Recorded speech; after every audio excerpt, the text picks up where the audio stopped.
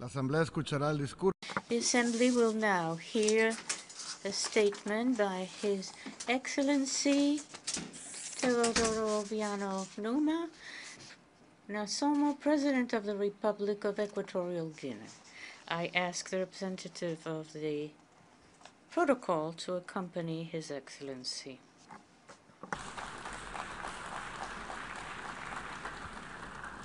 En nombre de la Asamblea General. On behalf of the General Assembly, I wish to welcome to the United Nations His Excellency Mr. Obiang Nguema Mbasogo, President of Equatorial Guinea, and I invite him to address the Assembly.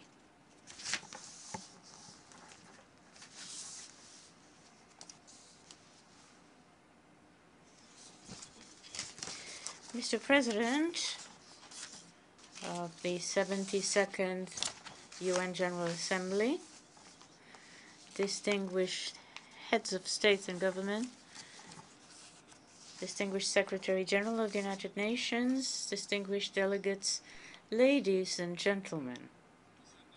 Despite the fact that we are living today in a world of upheavals, insecurity, and one hit by an unprecedented global economic crisis, the Republic of Equatorial Guinea is taking part with some optimism in the political and diplomatic open debates as we consider the agenda of the 72nd regular session of the United Nations General Assembly, because the topics selected for this debate cover the concern of all nations to achieve the objectives set forth in San Francisco in 1945 to achieve a world of peace, well-being,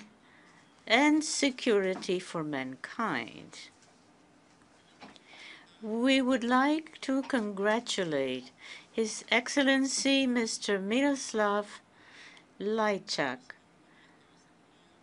election to preside over this assembly. We believe that his wealth of political and diplomatic experience, that of his government, as well as the experience of the other members of the Bureau, will help us to enjoy fruitful debates to build a better world. We also hope that the work of this session will be a continuation of the previous one under the auspices of His Excellency Mr. Peter Thompson, where the UN did the right diagnosis of the current world, which leads us to be more optimistic in reaching definitive and sustainable solutions to the thorny problems affecting our planet. In this joint effort, the work of the Secretary General, His Excellency Antonio Guterres, have been commendable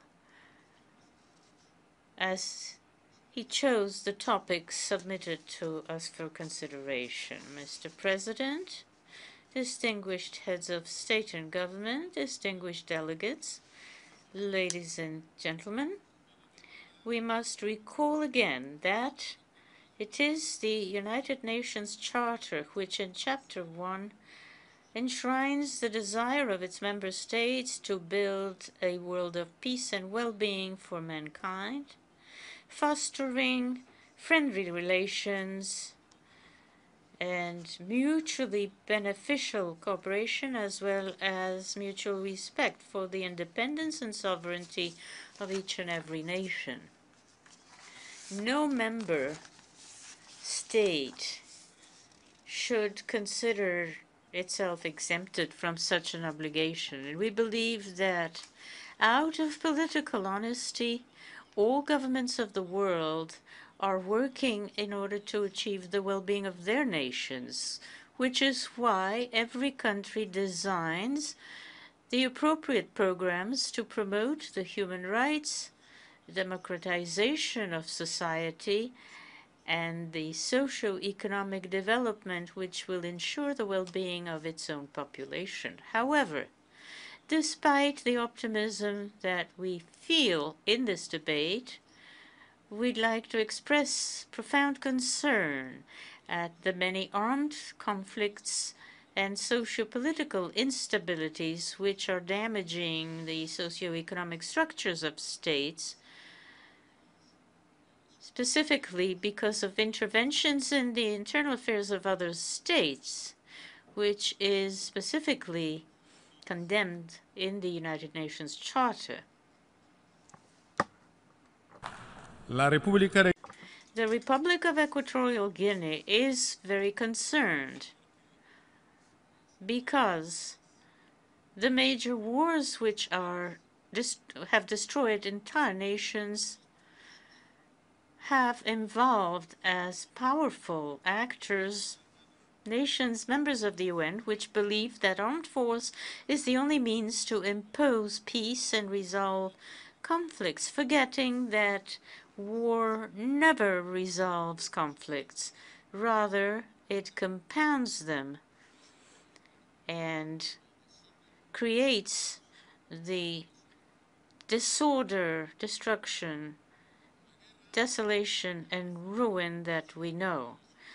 War must never be used by the United Nations to ensure peace and international security. Please recall that international peace and security can be guaranteed only when every country enjoys internal peace and when there is respect for the fundamental and inalienable rights of countries. The Republic of Equatorial Guinea is very grateful and thankful for the support and trust offered by almost all of the member states of the United Nations to allow us to become a non-permanent member of the Security Council. And we'd like to state for the record our complete rejection to the use of force as the only resource available to the United Nations. We are parties to the Nuclear Non-Proliferation Treaty and its use in states' conflicts.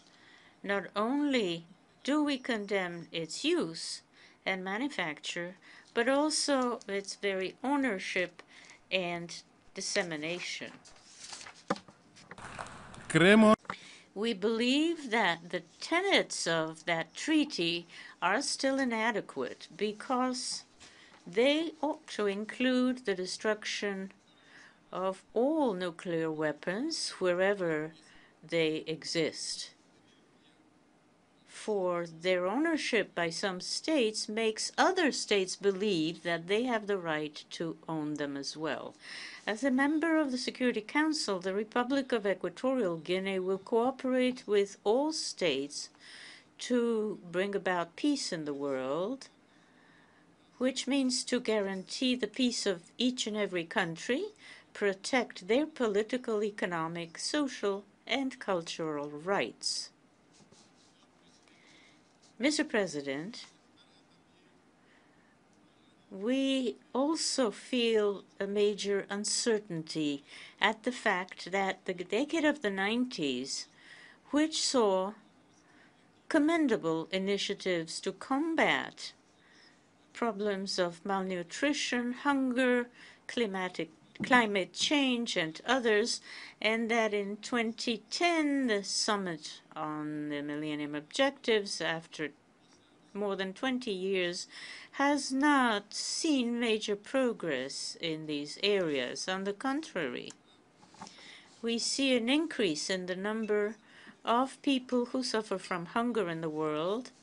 The environment keeps deteriorating, causing major cataclysms such as floods, earthquakes, hurricanes, tsunamis, and others, causing the death of thousands of human beings and the destruction of the infrastructure of human existence. The United Nations is still very far of achieving set objectives to achieve the well-being of mankind. We take this opportunity to express our condolence and solidarity of our people and government to nations suffering from such disasters: Mexico, the United States, the countries of the Caribbean, and Sierra Leone in Africa.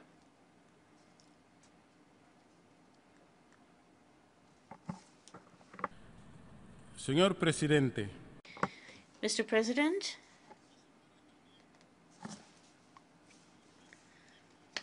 we have issues at the fact that the decade of the 90s, which saw these efforts, has not really led to the objectives sought.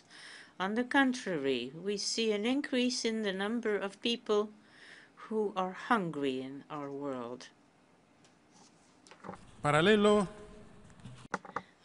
Along the side by side with these factors, we see international terrorism, extremism, xenophobia, traffic in human beings, immigration, piracy, mercenarism, major epidemics, transborder crime, and an acute economic crisis which is today affecting the entire world. Mr. President, all these phenomena make it necessary to become more aware, and I mean the nations must see the need to establish a more direct cooperation between states and the need for united, dynamic, and coordinated action on the part of all nations.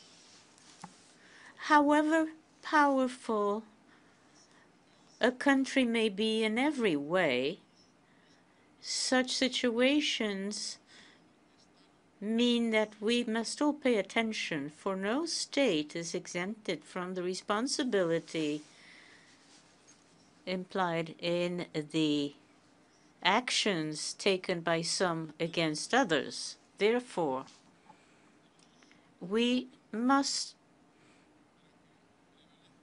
focus more on peace in the world and a sound environment, a disappearance of nuclear weapons, combating terrorism and piracy, which affect all countries, and no one should act as a policeman to impose upon others the principle of good governance, as we have all committed ourselves to this.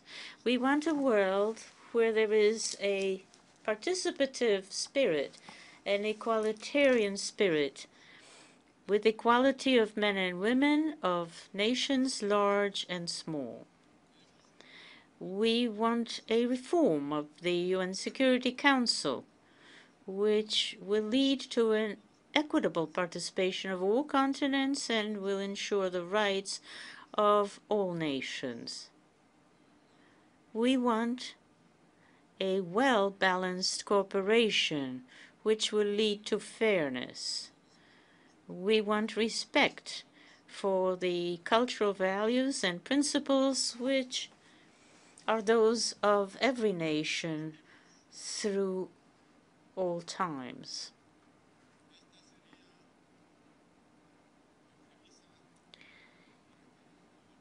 This premise, in the absence of war and the harmful effects which we pointed, is one which would lead the world to sustainable development and the achievement of the 2030 Agenda for the UN, as well as the 2063 African Union Agenda.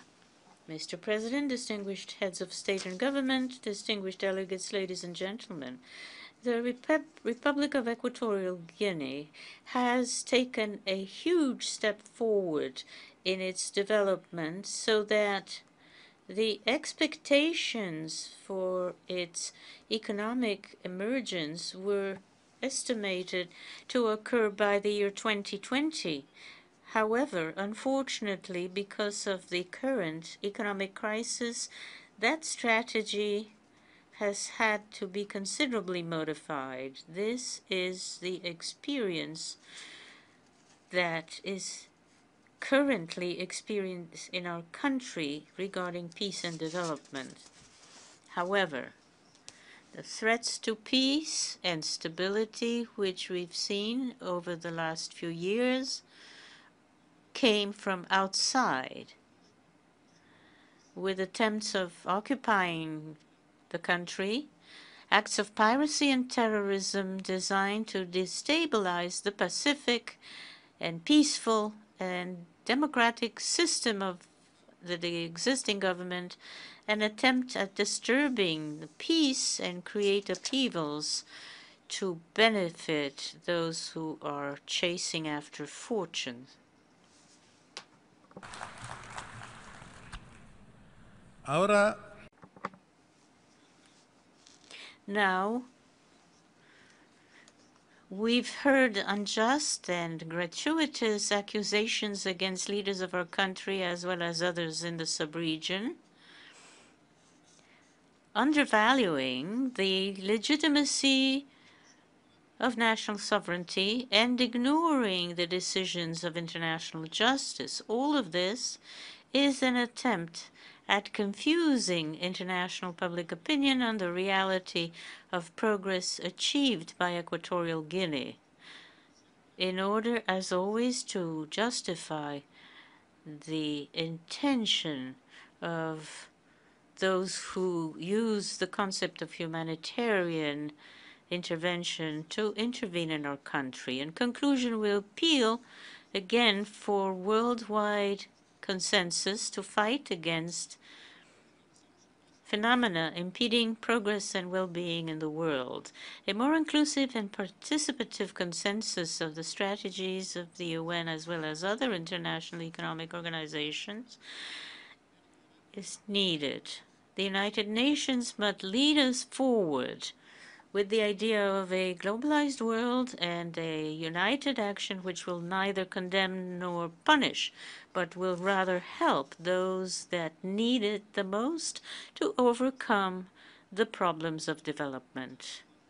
Thank you very much for your attention.